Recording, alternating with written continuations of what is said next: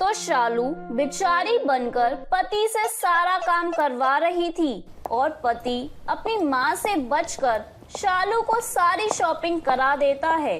शालू भले ही घर से सूट में निकले, लेकिन रास्ते में वो कपड़े बदल लेती थी। दीपक नई सी बदली सी शालू को जैसे ही कॉलेज के गेट में छोड़ता है, अंदर नहीं चलोगे? नहीं, तुम जाओ अंदर, और अंदर जैसी ही बन जाओ, मैं तो हूँ ही तुम्हारा। क्यों? ये बात भी सही है। वैसे मैं कैसी लग रही हूँ? माँ जी को पता भी नहीं चला और देखो हम लोगों का काम भी हो गया। बहुत अच्छी लग रही हो। हाँ, वो माँ को लगता है कि पत्नियों को पति से कम ही पढ़ा लिखा होना चाहिए। ठीक है ना, कोई ना, मैं हूँ तुम्हारे साथ। तुम बस पढ़ाई करो, चिंता मत करो किसी भी चीज की। शालू खुशी खुशी कॉलेज के अंदर जाती है। वो जैसे ही जींस टॉप में कॉलेज के अंदर जाती है, सभी उसे देखने लगते हैं। शालू को पहले तो थोड़ा अजीब लगता है। तभी एक हैंडसम सा लड़का शालू के पास आता है। Hi beautiful, how are you? Shalu लड़के को इतना पास देखकर घबरा जाती है और बिना कुछ कहे क्लास में पहुंच जाती है।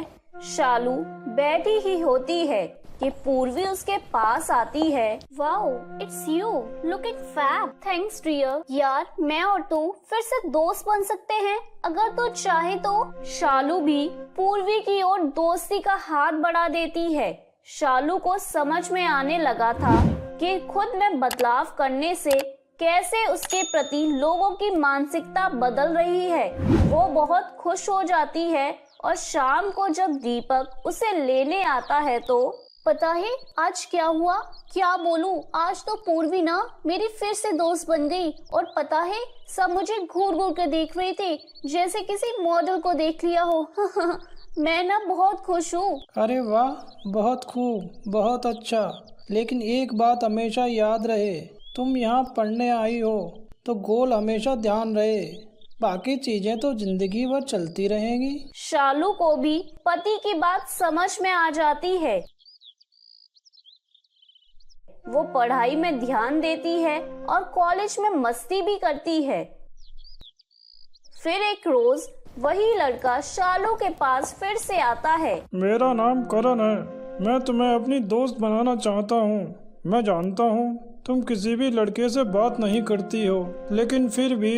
हे करण, तुम शालू के पास क्या कर रहे हो? यार, मैं इसको कह रहा हूँ कि मैं इसे अपनी दोस्त बनाना चाहता हूँ, लेकिन ये मोहतरमा मान ही नहीं रही। पूर्वी तो जानती थी कि शालू शादीशुदा है, लेकिन वो करण के सामने कुछ नहीं कहती। अरे बिल्कुल बनेगी दोस्त, आज नहीं तो कल।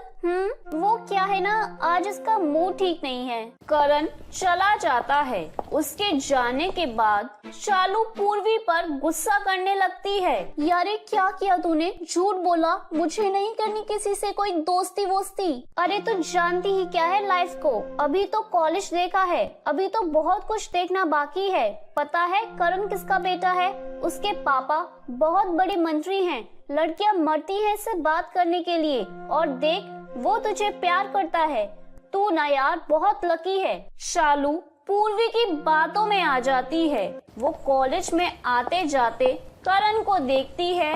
करण भी समझ जाता है कि शालू उसमें इंटरेस्टेड है।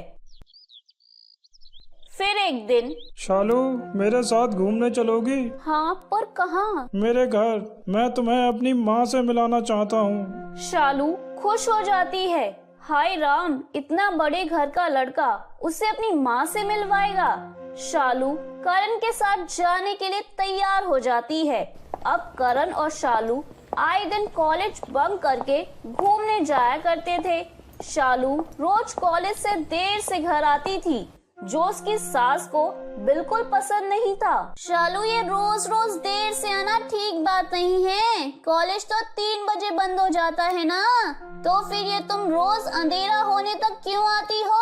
तो क्या करूं, पढ़ाई छोड़ दूं, आपकी तरह गवार अंगूठा टेक रह जाऊं? मैं जो कर रही हूँ, जैसे कर रही हूँ वैसे ही करूंगी, समझी? तभी दीपक आ जाता है। शालू, ये कैसे बात कर रही हो माँ से?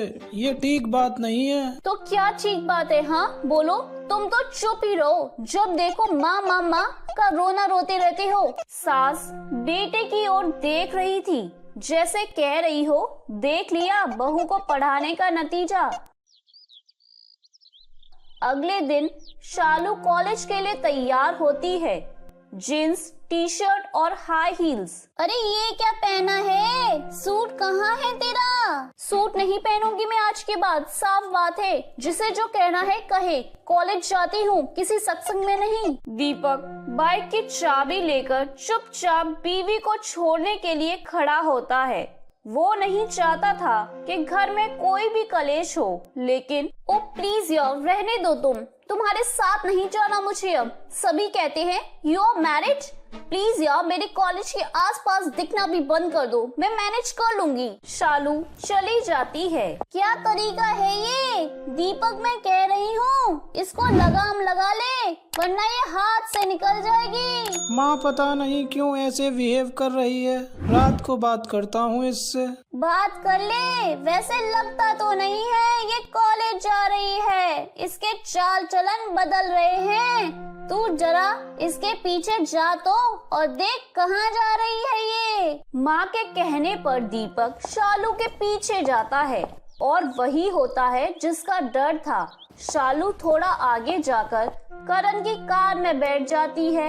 ये देखकर दीपक हैरान हो जाता है और जल्दी से अपनी बाइक करण की कार के सामने लगा देता है। पति को सामने खड़ा देख शालू घबरा जाती है। कैसा पागल आदमी है। कौन हो भाई तुम? मैं शालू का पति हूँ। तुम कौन हो? मेरी बीवी को कहाँ लेकर जा रहे हो? पति? शालू तुम शादीशुदा हो? मैं वो करण तुम्हें बताने ही वाली थी। मैं छोड़ रही हूँ, ये मेरा पति नहीं है। दीपक शालू की बात सुनकर टूट जाता है। वो शालू को वहीं छोड़कर घर चला जाता है। उसके जाने के बाद करण मेरी शादी ना धोखे से इस किराने वाले के साथ कर दी। देखो ना मैं कितनी सुंदर हूँ, स्मार्ट हूँ, लेकिन मेरे माँ बाप ने मुझे पढ़ने भी नहीं दिया और इसके गले बांध दिया। माँ बाप ने नहीं पढ़ाया तो तुम कॉलेज में कैसे आ गई? और मेरे साथ इतने दिनों से घूम रही हो, एक बार भी नहीं बताया गया कि तुम शादीशुदा हो। तुम्हारी धोखे से शादी हुई ये बात तो फिर भी समझ में आती है, और लेकिन अब जो तुम मेरे और अपने पति के साथ कर रही हो, क्या वो धोखा नहीं है? निकलो यहाँ से, अब तो मैं सारे कॉलेज को बताऊंगा कि तुम कैसी हो। करण शालू को छोड़कर चला जाता है। शालू रोते हुए कॉलेज पहुँचती है तो वहाँ भी सभी उसके बारे में बुरा बोलते हैं। हाय रे, ये ऐसी निकलेगी पता नहीं था, कम से कम करण को तो बता देती। धोखेबाज लड़की, ऐसी लड़कियों के कारण ही हमारे माता पिता हम पर विश्वास नहीं करते हैं। बेचारा पति ऐसी लड़की पर विश्वास करके पढ़ा रहा था। अरे मैंने देखा था इसके पति को, बहुत सीधा सा नेक लड़का है। पहले तो उसे कॉलेज के अंदर तक लाती थी, फिर तो वो दिखना ही बंद हो गया। सभी शालू को बुरा बोल रहे थे। शालू करण के पास जाती है। हाय आंटी जी, क्या लेने आई हो? मैं नहीं फंसूंगा तेरे जाल में, चल हट यहाँ से, निकल। शालू को समझ नहीं आता कि वो क्या करे। एक और करण ने उसे भगा दिया तो दूसरी ओर दीपक शालू कॉलेज छोड़कर घर आ जाती है। आज बड़ी वक्त पर आ गई, क्या बात है, पढ़ाई का भूत उतर गया क्या? शालू रोते हुए कमरे में जाती है और सूट पहनकर घर के कामों में लग जाती है। अरे क्या हो गया, कैसे रंग बदल रही है गिरगिट की तरह? शालू सास से कुछ नहीं कहती। रात को दीपक आता है। शालू दीपक के पास जाकर रोने लगती है, लेकिन दीपक उसे कुछ नहीं कहता। वो सीधे अपने कमरे में चला जाता है। शालू दीपक के पास जाती है। मुझे माफ कर दो प्लीज, मैं आगे से कभी पढ़ाई नहीं करूंगी। बुराई पढ़ाई में नहीं तुम में है। मैं तुम पर विश्वास नहीं कर सकता। मुझे वैसे भी पढ़ी लिखी लड़की चाहिए और वो तुम्हारे बस की नहीं है, क्योंकि अब तुम्हारा दिमाग सातवें आसमान पर है। बेहतर होगा अपना बोरिया बिस्तरा उठाओ और निकल जाओ, मैं तुम्हारे साथ नहीं रह सकता। शालू बहुत रोती है, लेकिन दीपक उसे माफ नहीं करता। शालू करण को भी फोन करती है, लेकिन वो उसे ब्लॉक कर देता है। शालू के लिए अब आखिरी सहारा उसका मायका था, जहां उसके माँ बाप उसे रख तो लेते हैं, लेकिन मोहल्ले वाले उन्हें जीने नहीं देते।